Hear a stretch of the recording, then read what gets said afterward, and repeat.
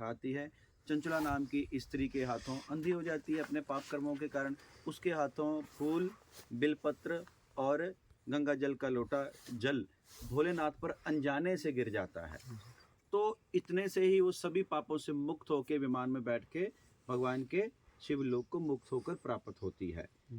वो चंचला स्त्री ही है, वो स्त्री की ही कथा है। अगर श्रीमद् श्री शिव महापुराण में वर्णित वो चंचला नामक पात्र, वो चंचला नामक स्त्री की मुक्ति का कारण भोलेनाथ की पूजा बताई गई है, तो साधारण स्त्रियां क्यों नहीं कर सकती भाई?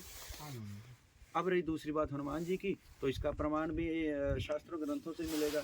अब वहाँ पे हनुमान चालीसा सभी आप पढ़ते हो, उसमें आप आरती करते हो, कंचन थार कपूर लोचाई, आरती करत अंजना माई। अभी अंजना माई कौन है? माई ही है, फीमेल ही तो है, हनुमान जी के माता ही है। आप पूजा कर लो माता का भाव रख के, माता का भाव रख के नहीं करना, भाई का भाव रख लो। इस लेवल से ऊपर उठ जाओ। अगर हम मान ही परमात्मा बैठे हैं तो परमात्मा स्त्री पुरुष भाव से ऊपर की शक्ति परमात्मा की जब अब कंचन थार कपूर लोचाई, आरती करत अंजना माई जब आरती कर रही है, दिया जलाना पड़ेगा, धूप बत्ती करनी पड़ेगी, फिर आरती घुमानी पड़ेगी। अब अंजना माई कर सकती है तो हम ये कहेंगे अंजना माई के कारण सभी स्त्रियों को अधिकार है, वो हनुमान जी की पूजा अर्चना कर सकती हैं। और रही हनुमान जी की प्रतिमा को स्पर्श आदि का जो है वो है वर्जित कहा गया है, तो उसके लिए एक भाव ये है कि देखिए सामान्य जन को समझाने के लिए, आम जनता को समझाने के लिए ये एक प्रमाण है कि ब्रह्मचारी लोग जो होते हैं उनके लिए दूर से प्रणाम, दूर से नमस्कार स्त्रियां कर ले, ये उन ब्रह्मचारियों के लिए अच्छा है।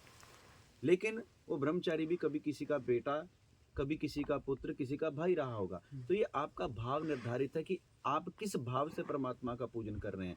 और जब हम परमात्मा मान के पूजा कर रहे हैं तो हमारे अंदर अपने लिए भी स्त्री भाव नहीं आना चाहिए। हम सब आत्माएं हैं सिर्फ, और परमात्मा के आगे हम आत्माएं प्रार्थना करने के लिए जाती हैं। ना कोई स्त्री वहां पर प्रार्थना करती है, ना पुरुष वहां पर प्रार्थना करता है।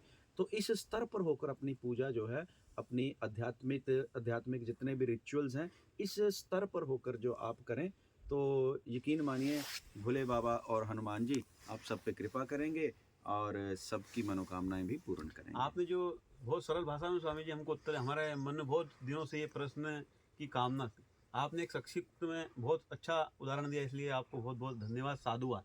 नमो नारायण, प्रणाम।